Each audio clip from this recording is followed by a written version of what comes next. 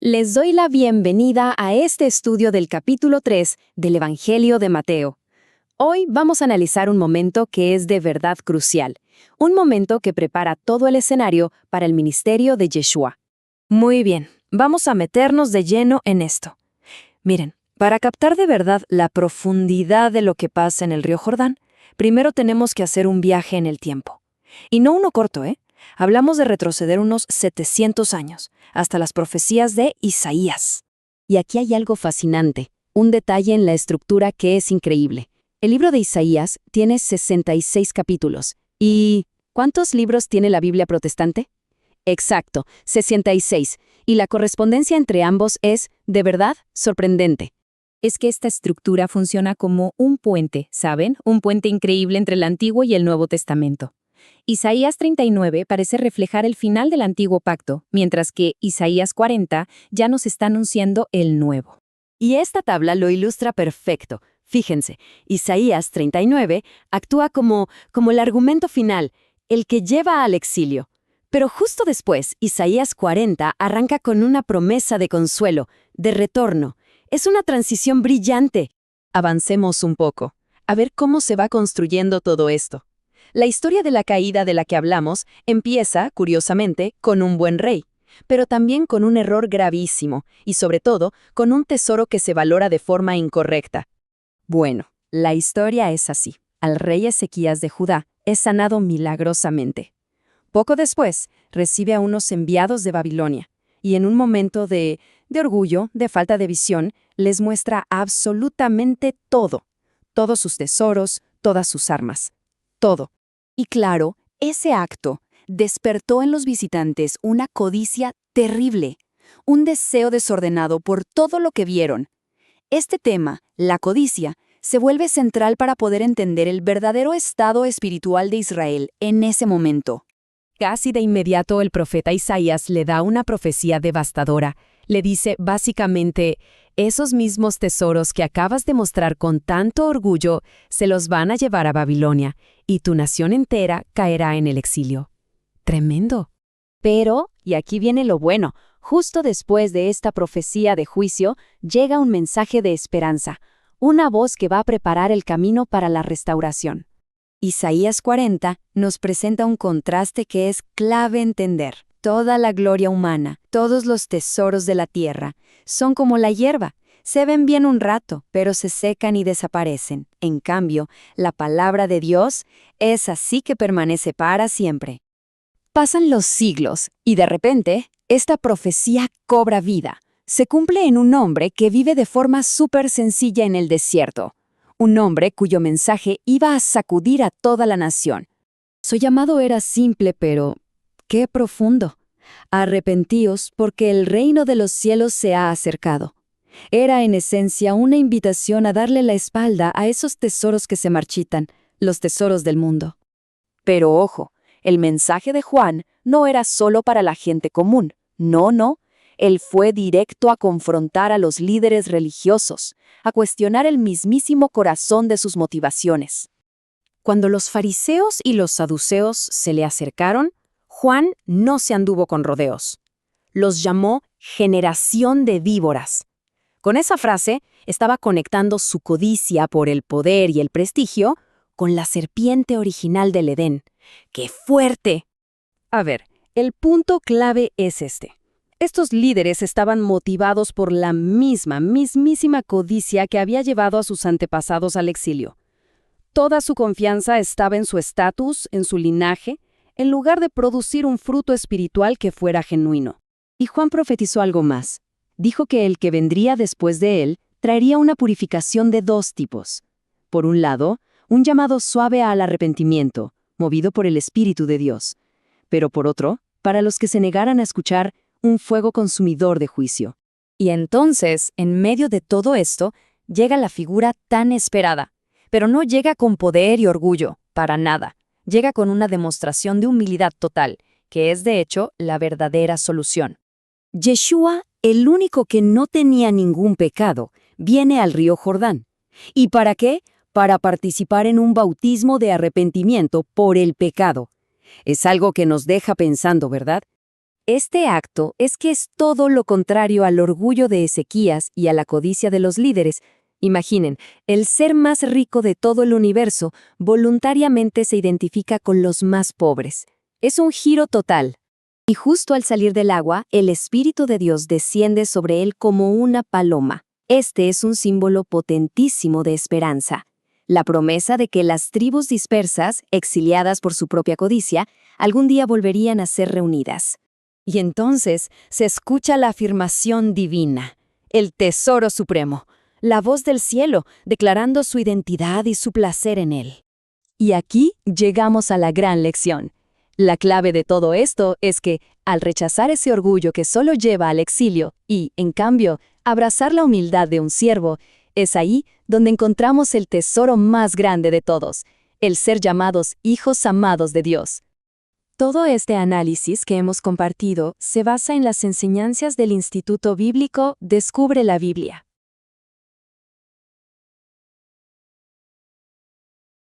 Resulta fascinante visualizar la escena histórica más extrema posible. O sea, imaginemos esto por un momento.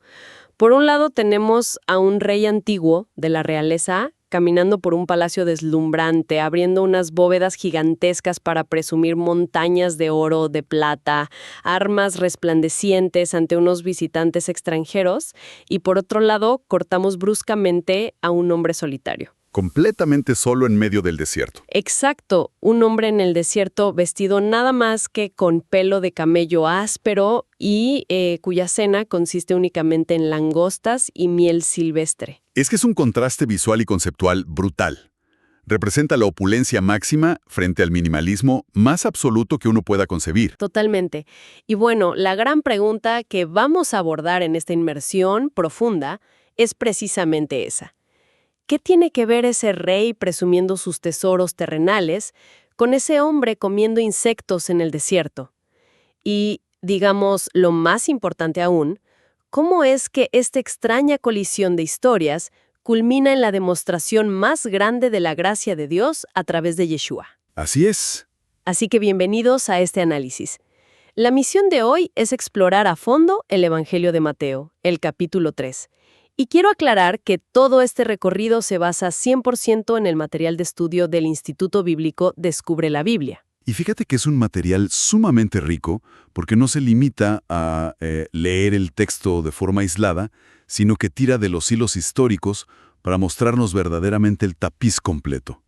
Porque para entender lo que sucede en Mateo 3, necesitamos mirar hacia atrás. Tenemos que entender cómo está construida la historia. A ver, vamos a desempacar esto. Porque el documento resalta un dato sobre la estructura misma de la Biblia que sirve como prueba de su diseño divino y, honestamente, me parece alucinante. La Biblia en su totalidad tiene 66 libros. Y resulta que el libro del profeta Isaías tiene exactamente 66 capítulos. Ajá, y la coincidencia no es solo numérica, es temática. Claro, cada capítulo de Isaías corresponde en orden a un libro de la Biblia. La mecánica de esto es asombrosa si nos detenemos a analizarla. O sea, el Antiguo Testamento tiene 39 libros, enfocados principalmente en la historia, la ley, el juicio. Y los primeros 39 capítulos de Isaías reflejan exactamente esos mismos temas. ¡Wow! Y luego el Nuevo Testamento tiene 27 libros, que están centrados en la gracia de Dios y la llegada del Mesías. Y de la misma manera, los capítulos 40 al 66 de Isaías cambian radicalmente de tono para hablar de redención, de gracia y de salvación. Lo cual nos da, digamos, una brújula matemática y divina. Si seguimos esa lógica, el capítulo 39 de Isaías correspondería a Malaquías. Que es el último libro del Antiguo Testamento. Exactamente. Y el capítulo 40 de Isaías empata perfectamente con Mateo, que es el primer libro del Nuevo Testamento. Así que ese puente histórico entre Isaías 39 y 40 es el eslabón vital para entender por qué, de repente, aparece Juan el Bautista gritando en el desierto. Así es. Y para comprender por qué Israel llegó a un punto de quiebre donde necesitaban a alguien clamando en el desierto, la historia nos obliga a ver cómo terminaron en el exilio. Viajemos en el tiempo. Entre los años 740 y 700 antes de la llegada del Mesías. Un momento muy oscuro, me imagino. Muy oscuro. Las 10 tribus del norte de Israel ya habían caído en el año 722, y esto fue por culpa de su propia codicia y sus malas alianzas. Y de pronto, el reino del sur, Jerusalén, está rodeado. Tienen a 185,000 soldados asirios sitiando la ciudad. 185,000. Es una locura. Es el fin absoluto desde cualquier punto de vista militar. No hay escapatoria humana. Verdaderamente dramática. El rey de Judá en ese momento, Ezequías, ve la ciudad rodeada y, bueno, en lugar de confiar en sus espadas, se arrepiente con sinceridad. Y la respuesta divina rompe toda lógica humana. Literalmente toda lógica. La gracia de Dios actúa, y un solo ángel aniquila a todo el ejército enemigo de 185,000 hombres en una sola noche. Un rescate épico. Demuestra que la salvación simplemente no depende de la fuerza humana. Y, bueno, poco después de esto, Ezequías enferma gravemente. Está al borde de la muerte, ora con desesperación, y Dios, nuevamente por pura gracia compasiva, le concede 15 años más de vida. 15 años que, si no me equivoco, traen sus propias complicaciones, ¿verdad? Sí, como dato al margen, en esos 15 años extra, engendra a Manasés, quien terminaría siendo uno de los peores reyes de la historia de Judá. Pero el punto de inflexión, el error verdaderamente fatal de Ezequías, ocurre cuando el rey de Babilonia, un hombre llamado Merodach Baladán, le envía unos emisarios para felicitarlo por su recuperación. A ver, aquí necesito detenerte, porque me cuesta entender la lógica de lo que sigue. Ezequías acaba de ver a un ángel destruir un ejército entero. Acaba de ser sanado de una enfermedad mortal por pura intervención divina. Ajá. Ha visto la gracia de Dios de primera mano. Y sin embargo, cuando llegan estos emisarios de Babilonia, en lugar de dar testimonio de ese tremendo milagro, les abre las puertas y les muestra absolutamente todos sus tesoros. Todo. Sin reservas. Su plata, su oro, las especias y hasta su casa de armas. O sea, ¿por qué alguien que acaba de aprender de la peor manera que las armas no sirven para nada frente al poder divino, decide presumir su arsenal? Es como mostrarle las cartas al oponente en un juego de estrategia. Es que esa es la paradoja trágica de la naturaleza humana. Cuando pasa la crisis, el orgullo y la autosuficiencia regresan rápidamente. Mostrar los tesoros terrenales no era un acto de hospitalidad amable, era un acto de jactancia política. Quería verse fuerte. Claro, Ezequías quería demostrar que era un aliado poderoso, que tenía valor por las cosas materiales que poseía. Pero el problema fundamental es la motivación subyacente y las consecuencias de esa acción. Porque mostrar esos tesoros genera codicia inevitablemente en quien los observa. O sea, pensándolo bien, es como si alguien ganara la lotería y en un acto de pura vanidad saliera en televisión nacional a mostrar la dirección de su casa, los planos del sistema de seguridad y la combinación exacta de su caja fuerte. Es la receta para el desastre. No es simplemente compartir una alegría con el mundo, es fabricar activamente la codicia que va a provocar tu propio robo en el futuro. Esa analogía captura perfectamente el mecanismo del fracaso de Ezequías. Cuando el profeta Isaías se entera de este recorrido turístico por las bóvedas, se presenta ante el rey y le da una sentencia desoladora. ¿Qué le dice? Le advierte que, por haber generado esa codicia y haber puesto su confianza en lo material en lugar de Dios, llegarían días en que absolutamente todo ese tesoro sería llevado a Babilonia. Y la tragedia no termina ahí. ¿Se pone peor? Mucho peor. Sus propios descendientes serían llevados como esclavos para ser eunucos, sirviendo como guardias en palacios extranjeros, sin posibilidad de tener su propia descendencia. La lección histórica aquí es clarísima. Hacer tesoros en la tierra siempre termina en pérdida. Y eso nos plantea una reflexión inmensa sobre el propósito mismo de la vida y esta ilusión de la gloria humana que perseguimos. El documento de estudio lo ilustra con un par de relatos que exponen muy bien lo absurdo de nuestras prioridades. Sí, son muy buenos esos relatos. Hay una anécdota de un hombre que está en un lugar público, súper tranquilo, y de pronto alguien grita, «Manolo, tu esposa te engaña». Y el hombre entra en pánico absoluto, sale corriendo despavorido, se sube a una bicicleta, pedalea con todas sus fuerzas, pierde el control, se estrella contra un poste y ahí, tirado en el suelo todo golpeado, reflexiona y dice, «Un momento, yo ni me llamo Manolo, ni sé andar en bicicleta, ni estoy casado. Es muy gráfico. Es una representación cómica, claro, pero profundamente cierta de la inercia humana. Corremos a toda velocidad, nos lastimamos en el proceso, asumiendo cargas y persiguiendo crisis que ni siquiera nos pertenecen, todo por vivir en automático, sin un propósito claro. Y luego está el otro relato, que contrasta visiones de vida y me dejó pensando muchísimo. Un joven pescador está en la playa, sacando solo lo necesario para comer en el día, bajando un coco cuando tiene sed, viviendo en absoluta paz. Una vida sencilla. Exacto. Y llega un empresario exitoso y le recrimina que está desperdiciando su potencial. Le insiste en que debe matarse trabajando, que tiene que subir la escalera corporativa, fundar empresas, acumular capital, invertir. Y el joven, muy tranquilo, le pregunta, ¿y todo eso para qué? La gran pregunta. Sí, y la respuesta del empresario es muy reveladora. Le dice, pues para que un día, después de muchos años de trabajo duro, puedas jubilarte, irte a vivir a la playa y no hacer nada más que pescar y disfrutar la vida.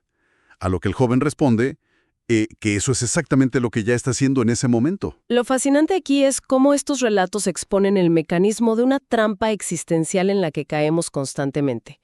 Y aquí es donde conectamos directamente con la orden que Dios le da al profeta en Isaías 40. A ver, la instrucción es gritar a voces que toda carne es hierba y toda su gloria como flor del campo. Es decir, la fama, el dinero, el prestigio social y el poder político pueden brillar por un momento, pero se marchitan a una velocidad vertiginosa, igual que las flores cortadas. La gracia de Dios opera de maneras misteriosas. A veces permite que esas comodidades materiales, que secretamente se han convertido en nuestros ídolos, se esfumen. Y lo hace para sacudir a la humanidad y regresarla a lo que verdaderamente trasciende. Totalmente. Y el texto fuente enfatiza que lo único que permanece para siempre es la palabra de Dios. De hecho, el autor del estudio es muy enfático en señalar algo clave sobre la herencia. Dice que el mejor legado que se le puede dejar a una familia no son las riquezas materiales o propiedades que, bueno, pueden ser robadas o devaluadas como le ocurrió a Ezequías. Exacto. El dinero viene y va. La herencia más segura, la verdadera riqueza que nadie te puede quitar, es el estudio de la Escritura y la promesa de la vida eterna. Entonces, si miramos esto, el panorama histórico está claro. Los líderes de Israel han fracasado repetidamente porque siguen tropezando con la misma piedra, la codicia y la confianza ciega en el poder terrenal. Esto crea un vacío espiritual inmenso en la nación. Alguien tiene que presionar el botón de reinicio. Y tenía que ser alguien desde afuera. Exactamente. Tenía que hacerlo completamente fuera de ese sistema corrompido de la ciudad y el palacio. Y es por eso que llegamos al capítulo 3 de Mateo, donde aparece esta figura radical en el desierto, Juan el Bautista. Y Juan entra en escena predicando un mensaje muy fuerte, resumido en una palabra hebrea fundamental que es teshuvah, que normalmente la gente traduce como arrepentirse, pero el documento aclara que su significado más profundo es retornar, es regresar al diseño original de Dios. Sí, y el medio ambiente de Juan, su estilo de vida cotidiano, es una extensión directa de su mensaje. Por eso se viste con pelo de camello y su dieta consiste en langostas y miel silvestre. Y a ver, yo entiendo la idea del minimalismo extremo para contrastar con los lujos de los palacios, pero ¿por qué específicamente langostas y miel? O sea, parece una elección muy particular para sobrevivir en el desierto. Es una elección profundamente simbólica, y el estudio lo detalla muy bien. Las langostas y la miel silvestre representan una dependencia absoluta de lo que la tierra virgen provee por mano de Dios. Sin intervención humana. Cero intervención. Sin ninguna intervención de la agricultura o del sistema económico corrupto de la época. Juan está demostrando una confianza total en la provisión diaria. Esto recuerda muchísimo al profeta Elías, cuando huía de Jezabel y fue alimentado milagrosamente por cuervos en una cueva. El mensaje implícito de Juan es que no hay que afanarse por el futuro, ni siquiera en tiempos de tribulación extrema. Claro, si las aves y los lirios son alimentados y vestidos por la gracia de Dios, el ser humano que confía en Él no necesita acumular frenéticamente cosas materiales. Exacto. Es la encarnación viva del antídoto contra la actitud acumuladora de Ezequías. Y aquí es donde se pone realmente interesante. Porque la tensión narrativa estalla cuando a este desierto de dependencia total llegan los fariseos y los saduceos, o sea, la élite política y religiosa de Jerusalén. Juan los ve acercarse y su reacción es explosiva. Los llama directamente generación de víboras, identificándolos literalmente como la simiente de la serpiente del Edén. Imagínate el impacto. Es una acusación teológica durísima, pero el análisis del documento revela por qué es tan precisa y necesaria. El pecado original de la serpiente, o sea, de Satanás, fue la codicia y el orgullo desenfrenado. Esa declaración famosa de «subiré, seré semejante al Altísimo». El ego puro. Ego puro. Y los líderes religiosos operaban bajo esa misma frecuencia destructiva. Por un lado, los fariseos utilizaban la fe y las apariencias para obtener prestigio social, buscar el aplauso de la gente y ocupar los primeros lugares. ¿Y los saduceos? Los saduceos, por su parte, habían comprometido todos sus valores para aliarse con el Imperio Romano, con César, asegurando así mantener sus riquezas, su estatus y su control político sobre el templo. Básicamente, eran los herederos directos de la codicia de Ezequías. ¡Qué fuerte! Y Juan no les deja ningún margen de maniobra. Les advierte en su cara que no intenten usar su linaje biológico como escudo protector. Les dice que no se confíen por ser hijos de Abraham, porque Dios tiene el poder de levantar hijos hasta de las piedras. Y fíjate en este detalle. Dime. El estudio aporta un detalle geográfico fascinante. Sugiere que Juan estaba señalando las piedras de Betábara. Ah, claro, las del río. Sí, las mismas piedras históricas que Josué dejó como testimonio al cruzar el río Jordán. El mensaje es tajante. Les está diciendo que el hacha ya está puesta a la raíz de los árboles. La apariencia religiosa sin sustancia se acabó por completo. Ahora se requieren frutos reales de arrepentimiento. Lo cual nos lleva a un problema estructural enorme en la historia. Si los líderes, que se supone debían ser los guías espirituales del pueblo, están completamente corrompidos por estas alianzas políticas y la codicia, y el hacha del juicio ya está a punto de caer sobre la raíz, ¿cómo se soluciona todo esto? Buena pregunta. Juan anuncia que su bautismo en agua es solo la preparación, porque viene alguien más poderoso que traerá dos tipos de purificación definitivas, una con el Espíritu de Dios y otra con fuego.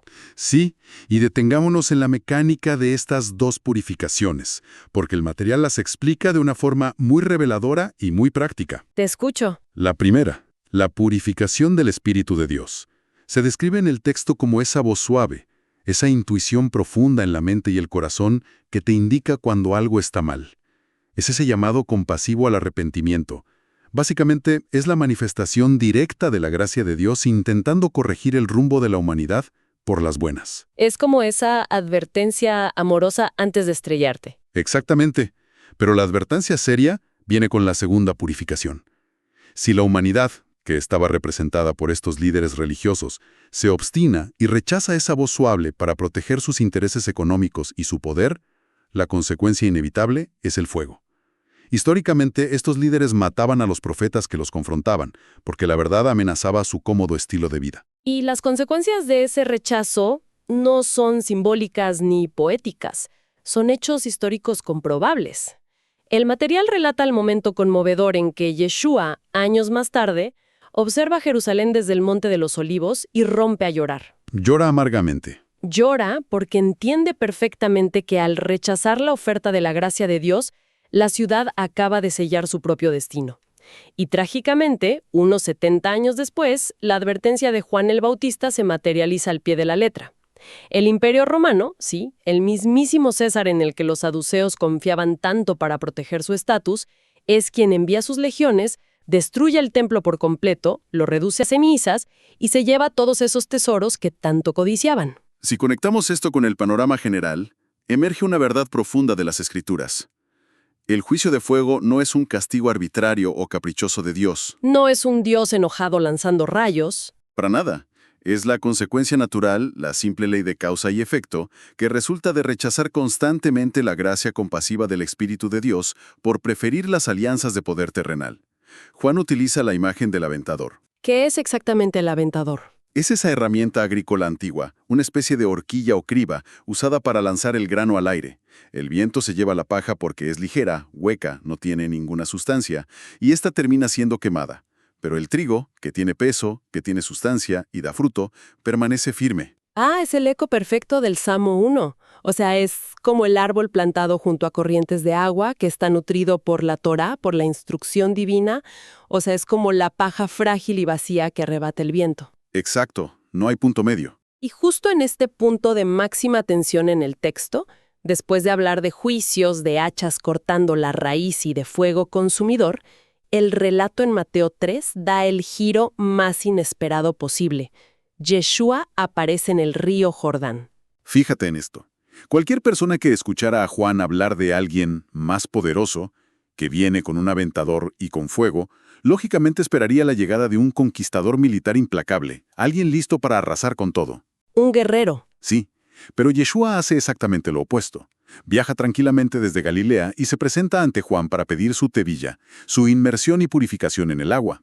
Y aquí es donde siento que todas las piezas del rompecabezas histórico encajan, y es realmente espectacular. Pensemos en el contraste del que hablábamos al principio. Ezequías tenía riquezas terrenales, y por puro orgullo las presumió, lo que generó codicia, robo y destrucción. Así es. Pero Yeshua, por el contrario, posee toda la gloria, la riqueza y el poder del universo entero, y siendo absolutamente justo, decide ocultar esa gloria. Renuncia a sus privilegios, se hace pobre para enriquecer a otros, y se forma humildemente en la fila del río Jordán, junto a todos los pecadores que necesitan perdón. Es un acto incomprensible para la mente humana. Y declara que es necesario cumplir toda justicia. Su humildad extrema es literalmente el antídoto exacto contra el veneno del orgullo de la serpiente y contra la codicia destructiva de los líderes humanos. Es el punto culminante de la gracia de Dios. Y la respuesta del cielo a este acto de rendición total es inmediata y hermosa. Cuando Yeshua sale del agua, el Espíritu de Dios desciende sobre él en forma de paloma. Y el material de estudio revela aquí una conexión teológica que simplemente amarra toda la historia bíblica. Cuéntame más de eso. En el idioma hebreo, la palabra para paloma está estrechamente ligada a Jona, que es el nombre del profeta Jonás. Ah, el de la ballena. El mismo. Y recordemos que Jonás fue el profeta enviado con un mensaje de arrepentimiento y salvación a las naciones gentiles, a los de afuera. ¡Wow! Esa conexión me voló la cabeza cuando la leí, especialmente cuando el documento cita el libro de Oseas, capítulo 7, versículo 11. Allí, Dios está hablando de las 10 tribus del norte de Israel, a las que llama Efraín. Estas tribus, como vimos al inicio, habían sido dispersadas entre las naciones precisamente por su codicia y sus malas decisiones. Ajá, por buscar el poder. Sí, y Dios las describe poéticamente en ese verso como una paloma incauta. La profundidad de ese simbolismo es enorme si lo pensamos bien. Al ver a Yeshua bajando a las aguas oscuras del río Jordán y al Espíritu de Dios descendiendo como paloma, en realidad estamos presenciando el inicio de una misión de rescate monumental. Yeshua está asumiendo el rol de buscar y salvar a esas palomas incautas, a ese pueblo perdido que fue engañado por la ilusión del éxito material, disperso entre las naciones, para traerlos de regreso a casa mediante la pura gracia de Dios. Es como si estuviera yendo a lo más profundo del lodo para sacarlos. Y el círculo profético se cierra de forma majestuosa con Isaías 60. La profecía anuncia que llegará un día en que la multitud de las naciones, y el texto menciona incluso a las naves de Tarsis, que históricamente se relaciona con España, tendrán un despertar espiritual profundo. Abrirán los ojos por fin. Pero la gran diferencia es que traerán sus riquezas ya no para codiciarlas en secreto. Ni para presumirlas. Exacto, ni para presumirlas en un acto de soberbia estúpida como hizo el rey Ezequías, sino para rendirlas voluntariamente a los pies del único dueño legítimo del oro y la plata. Porque finalmente han comprendido, a través del gran ejemplo de humildad de Yeshua, que el verdadero valor del ser humano no radica en la acumulación de bienes, en las cuentas bancarias o el estatus social. Radica en la rendición de la voluntad. Y es precisamente en ese momento de rendición absoluta en el río Jordán, cuando Yeshua se somete por completo a Dios como Padre y Rey, que los cielos se abren de par en par y se escucha la voz divina declarando: «Este es mi Hijo amado, en quien tengo complacencia». Es hermoso. Y esto inevitablemente nos deja con una pregunta fascinante cuando uno analiza su propia vida. ¿Cómo cambiaría nuestra manera de vivir, de trabajar cada día, de interactuar con nuestras familias si lográramos interiorizar que el título más alto al que un ser humano puede aspirar en toda su existencia, el título de ser llamado hijo amado, no tiene absolutamente nada que ver con el saldo en la cuenta bancaria? Nada en absoluto. Ni con los autos o las propiedades acumuladas, sino que se obtiene únicamente mediante la rendición genuina de nuestra voluntad a la gracia de Dios. Representa un cambio de paradigma total. O sea, desarticula por completo la lógica del mundo en la que estamos inmersos todos los días. Y esto nos deja con una provocación muy profunda para el autoanálisis. Sí, como hemos visto a lo largo de toda esta inversión, toda carne es hierba, y las riquezas más deslumbrantes se esfuman rápidamente como la flor del campo, valdría la pena hacer un inventario honesto hoy mismo. Mirarnos al espejo. Exactamente. Preguntarnos, ¿sobre qué cimientos estamos construyendo verdaderamente el legado de nuestras vidas? ¿Estamos edificando sobre la fragilidad de la flor, que el primer viento de crisis económica o de salud va a marchitar? ¿O estamos cimentando nuestro propósito sobre la palabra de Dios, que es verdaderamente lo único que permanece para siempre? Es una reflexión que confronta directamente nuestras prioridades diarias y nos obliga a detener esa bicicleta sin rumbo de la que hablábamos antes. Y por supuesto, el análisis que hemos hecho hoy es apenas un vistazo, una pequeña ventana a la inmensa profundidad de las Escrituras. Hay muchísimo más material detrás de cada verso. Muchísimo. Así que, para no quedarse solamente con esta perspectiva general y descubrir por cuenta propia todos los detalles históricos, proféticos y espirituales de este pasaje, la invitación está abierta a toda la audiencia. Nuestra recomendación es revisar todo el estudio del Evangelio de Mateo, verso por verso, directamente en el Instituto Bíblico Descubre la Biblia. Solo hay que visitar www.descubrelabiblia.online. Al final del día, la historia nos muestra que podemos gastar nuestra energía abriendo bóvedas para presumir tesoros que inevitablemente se convertirán en polvo, o podemos mirar hacia el desierto, despojarnos de nuestro orgullo y encontrar esa gracia transformadora que nos hace verdaderamente plenos. Una gracia de Dios que tiene el inmenso poder de convertir la codicia y el miedo humano en una profunda complacencia divina. Así es. Hasta la próxima inmersión profunda.